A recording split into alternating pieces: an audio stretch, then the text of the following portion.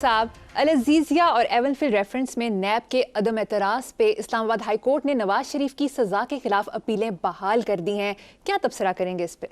तबसरा तो मैं क्या करना है, मुझे तो डॉक्टर्स ने ऊंचा बोलने से भी मना किया है। मैं तो मौत को जप्पी डाल के आया हूँ। ब्लड प्रेशर हाई करने वाली आपने शुरू ही वहाँ से किया है। मैं ये इस पे मैंने क्या तबसरा करना है। पाकिस्तान का जो कानून है या इंसाफ है, ये मखसूस महदूद और महबूब लोगों के लिए है। पिया मन भाई वाली बात है। यहाँ इंसाफ नाम की अगर कोई चीज़ होती, याद रखना, बुनियादी बात कर रहा हूँ मैं, निसाबी बात कर रहा हूँ, इसमें कोई इल्ज़ाम तराशी कुछ नहीं। पाकिस्तान जहाँ पहुँचा है 2 लख्त होने के बाद, इस्लामी जमहूरिया पाकिस्तान, जिसका मतलब है यहाँ के अवाम जहाँ आज खड़े हैं, जो इनकी हालत है, ये इस बात का सबसे बड़ा सबूत है कि इस धरती पे इंसाफ नाम की कोई चीज़ मौजूद नहीं। चूँकि इंसाफ सिर्फ अदालती नहीं होता, इंसाफ इक्तसादी भी होता है, माशी नहीं होता। तो ना यहाँ अदालती इंसाफ है, और अजीबो गरीब लोगों के लिए खुल जाती हैं रातों को भी अदालतें। So this is nothing. मखसूस महदूद और महबूब लोगों के लिए इंसाफ भी है, अदालती इंसाफ भी है, इक़्तिसादी इंसाफ भी है। जो दौलतमंद तरीन होते जा रहे हैं, जो भूखा नंगा गरीब पसमानदा आदमी है, वो मज़ीद पसमानदगी की तरफ जा रहे हैं। ये आर्गूमेंट है मेरा।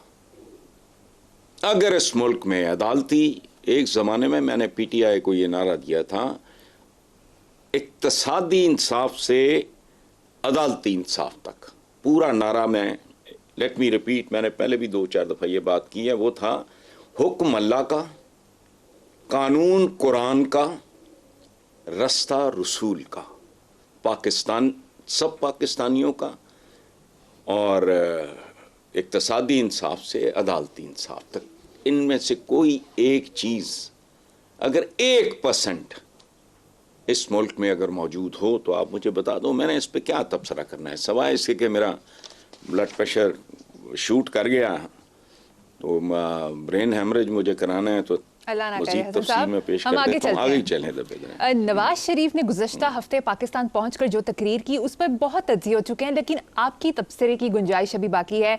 तकरीर के चंद नुकात में एक एक करके आपके सामने रखती हूँ। सबसे पहले बकौल नून लीग मीनारे पाकिस्तान पर एक भरपूर पावर शो था, क्या कहेंगे इस पर? देखो, पहली बात तो ये है कि ये इंतहाई बोगस स्टेटमेंट है, ये प्रोपेगेंडा है, ये वारदात है। उसकी एक वजह है, मैं अपनी दलीलें बाद में दूंगा। पाकिस्तान का एक इंतहाई अहम, one of the top 3 channels जो प्रो नवाज शरीफ है, उसकी 2 खसूसियात बता रहा हूँ। एक तो बड़ा चैनल, दूसरा प्रो नवाज शरीफ। ये ऑब्जर्वेशन शेयर की है इस चैनल की एक एंकर ने, बच्ची थी कोई, जलसा ख़त्म होने के फ़ौरन बाद, जिसमें उसने कहा कि पूरे पाकिस्तान से घसीट के लाए गए लोग, ये सुन लें आप, इट्स अवेलेबल, लाहौर का कोई बंदा नहीं था। ये कैसा इस्तकबाल था, कैसा पावर शो था।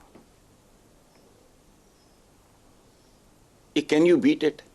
ये बिल्कुल ऐसे ही है जैसे आप गधे के ऊपर मार्केट से बड़ी बड़ी लकीरें डाल के उसको कहो कि ये ज़ीब्रा है, कोई बेवकूफ़ होगा तो ख़रीद लेगा।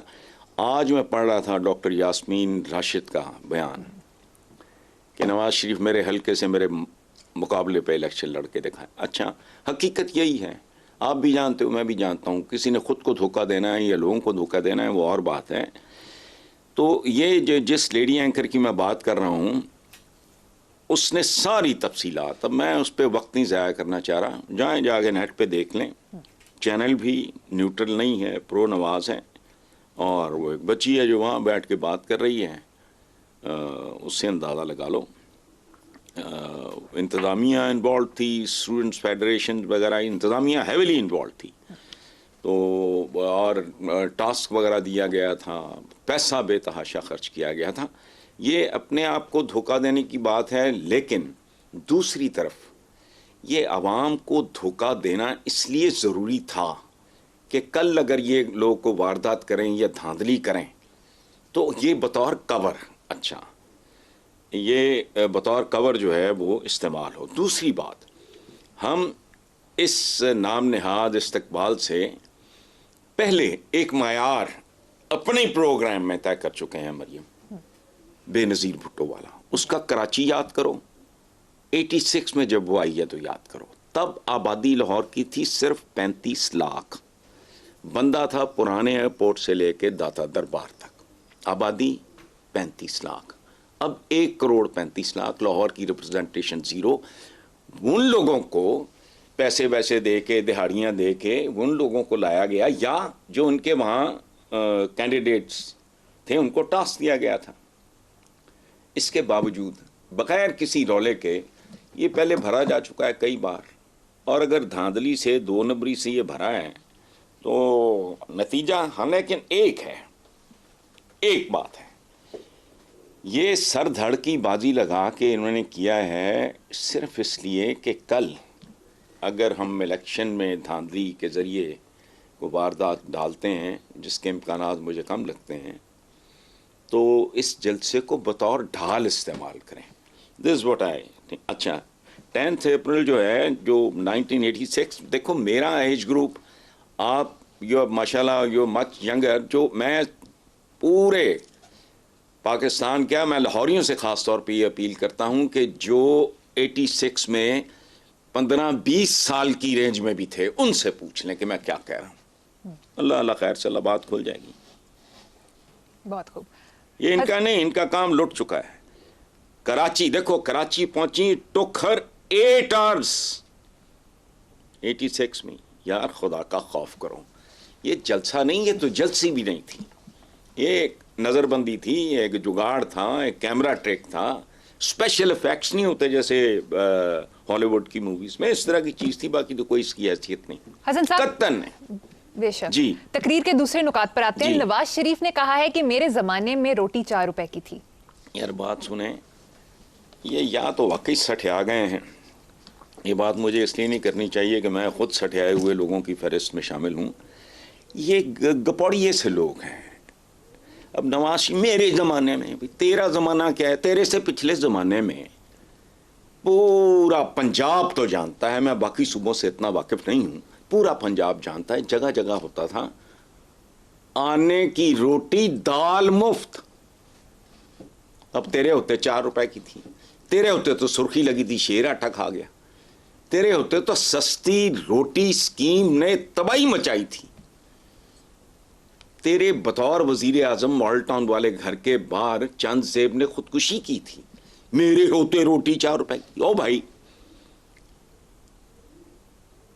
आने की रोटी दाल मुफ्त, उससे पहले मुमकिन है 2 टके की रोटी होती हो, मुझे क्या पता, लेकिन ये तो वो बातें हैं जो हमने देखी हुई है, मैं उसकी बात कर रहा हूँ। अच्छा, इसलिए ये छोड़ो, बेबुनियाद, बोगस, भोंडी, और बिल्कुल ऐसे मुझे रखना था, क्योंकि लग रहा था कि ये एक मलका जज्बात, और हमारी फिल्मों में होते थे 3 किस्म के टाइटल्स मिलते थे एक्टर्स को, शहनशाह जज्बात, एक मुझे लगा शहनशाह जज्बात, एक मलकाई जज्बात, और एक था अवामी अदाकार। ये लफ्ज़ इस्तेमाल होता था, इस तरह इस्तेमाल होती थी अलाउद्दीन के बारे में, इनका मजमा था। ख़त्म हो गई बात। जैसे शाही इस्तकबाल हुआ है, ये वो छोड़ो, लोग अब इतने बेवकूफ़ नहीं हैं जितने होते थे। ठीक है। तीसरा नुकात, नवाज शरीफ ने यह भी कहा हमारी हुकूमतें नहीं रहने दी जाती, कौन है जो चंद साल बाद मुझे कौम से जुदा कर देता है? यार मुझे ये समझ नहीं आती, ये अनपढ़ हैं अव्वल तो। यहाँ मैं इनको बेनिफिट ऑफ डाउट देता हूँ। सिकंदर मिर्ज़ा के साथ क्या हुआ था, तफसील पढ़ के देखो। जुल्फ़कार अली भुट्टो के साथ क्या हुआ था। तो मेरी हुकूमतें नहीं रहने, अब आप औकात में नहीं रहते, इसलिए आपकी हुकूमतें भी नहीं। आप करप्ट होते हो, आप बददियानत होते हो, आप खाइन होते हो। मैं एक बात जानता हूँ, हम बुरे लोग हैं, हम जिंदा कौम, फलाना कौम, मैं इस तरह के नारा ढूंढे, मैंने वोट नहीं लेना किसी से। हम जनरली हमारे यहाँ इस मुल्क में जहाँ ना गज़ा ना दवा खालिस मिलती हो, अपने शान में कसीदे पढ़ना बड़ा आसान है, उसको छोड़ो। लेकिन एक बात हमारे अंदर अब भी है, वो ये कि हम भले खुद करप्ट हों, जो करप्ट ना हो और हम जानते हो ये करप्ट नहीं है, मुखालिफत के बावजूद उसका एहतराम करते हैं। ये याद रखना, ये जो हुकूमतें जिनकी ये बात करते हैं, ये औकातों बाहर रहने वाले लोग हैं, ये हुक्मरान तबका, ये वो क्लास है ही नहीं। मैं मेंटालिटी की बात कर रहा हूँ, मैं किसी खास तबके की नहीं, मैं ज़हनी और फिक्री तबके की बात कर रहा हूँ।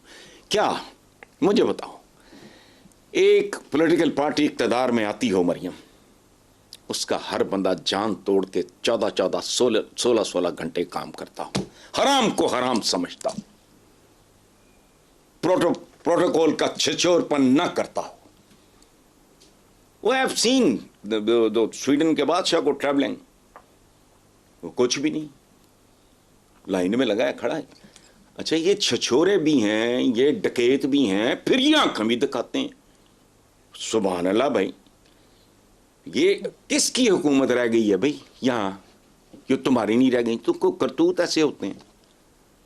अब पीटीआई के बारे में बात करते हैं, I am consider to be a sympathiser and I am definitely, और मैं रिएक्शन हूँ इन लोगों का, इन लोगों के करतूतों का।